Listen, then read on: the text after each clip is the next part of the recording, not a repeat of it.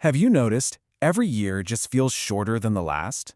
You look at the calendar, it's suddenly December, and you're thinking, wait, didn't this year literally just start? I really want you to think about this for a second. Have you noticed that every single year feels shorter than the one before it? Well, if you're sitting there nodding right now, I need to tell you something right up front. It's not just you. This is a nearly universal human experience.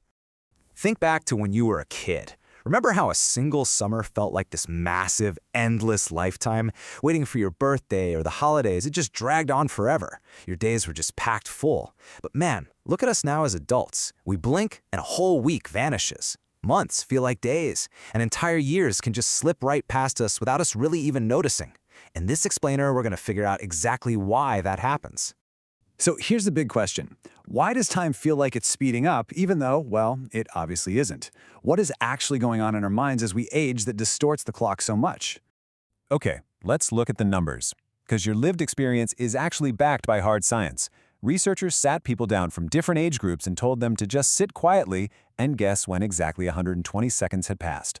The young kids, they guessed right around 114 seconds. Spot on. But the oldest group, they felt like 2 minutes had gone by when the clock was only at 86 seconds. So to older adults, time is quite literally feeling like it's moving faster.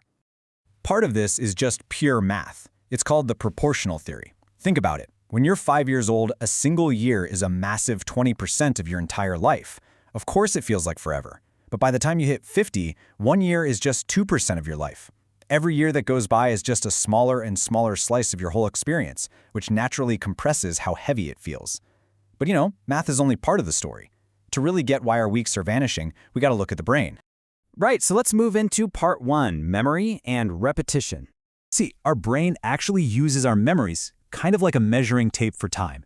And the rule goes like this. New experiences create these strong, vivid memories, which stretches out your internal sense of time. But repetition, that creates almost no memories at all.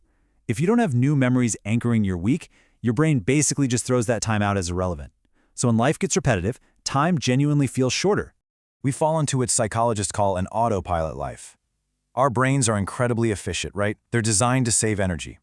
So when you drive the exact same commute, sit at the exact same desk, and do the exact same evening routine every single day, your brain realizes it just doesn't need to pay attention anymore. So it stops recording. And honestly, the emotional cost of that efficiency is pretty heavy. Entire days just blur together, you go through the motions, you do the work, you take out the trash, but you're not actually forming a memory of any of it. You're living, but you're not noticing. Which brings us right back to why childhood felt so different. Childhood was just this constant, endless stream of firsts. Your first time riding a bike, first time seeing the ocean, first day of school. Your brain was hyperactive, just soaking in dopamine and recording absolutely everything. But adulthood, by definition, adulthood swaps out those cool new discoveries for predictable, reliable patterns. We just lose that natural novelty that keeps us anchored in the present moment. There's actually a fascinating neuroscience term for what this looks like physically inside your head. It's called neurodedifferentiation. As we get older and we settle into these deep routines, the brain's specialized responses for different scenes and events kind of get less sharp. It's like a movie reel where the camera just slowly loses focus. Without the crisp, defined edges of brand new events, the scenes of your life just kind of bleed into each other. So the antidote to this big blur is beautifully simple. New experiences slow time down. When you do something completely new, you kick your brain off autopilot. You force it to wake up, look around, and actually record the rich details of the moment. And that is what stretches out the clock. Now let's talk about part 2, the modern attention problem.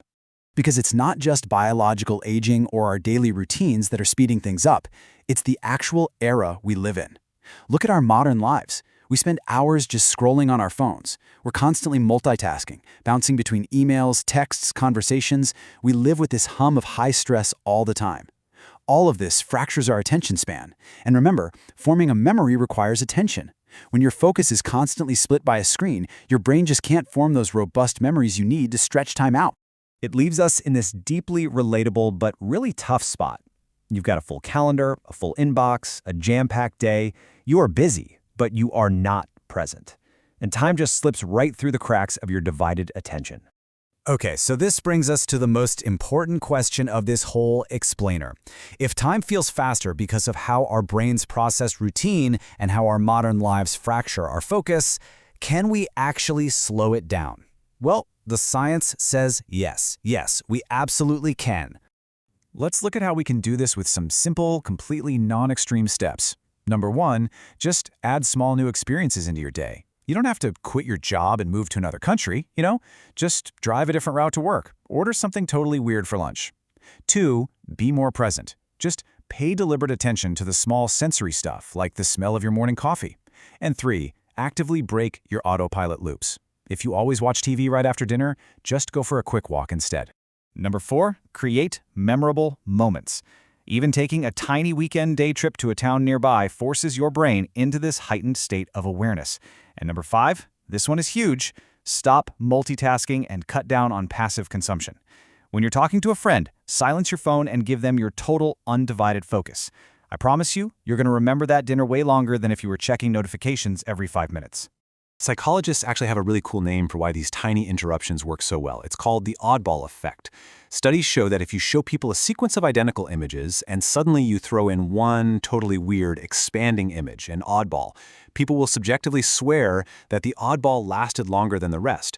So by injecting just one unexpected, novel little thing into your predictable day, you spike your attention and you literally trick your brain into expanding its sense of time. And this brings us to a really empowering realization. You really don't need a massive life overhaul to take back control of your timeline. Tiny, mindful pattern interrupts are completely enough to shift your perception. Trying a new hobby, cooking a new recipe, just having a phone-free evening, these are the oddballs that wake your brain up. When you really strip it all back, when you understand the psychology behind our memory, our attention, and our routines, you arrive at this profound realization. Time didn't actually speed up. Your life just became predictable. The clock is going to keep ticking at the exact same pace it always has. You can't actually slow time, but you absolutely hold the power to change how you experience it. By seeking out a little novelty, by fiercely protecting your attention, and by stepping off autopilot, you can make your days feel full again. So I'll leave you with this. What small oddball are you going to introduce into your routine tomorrow?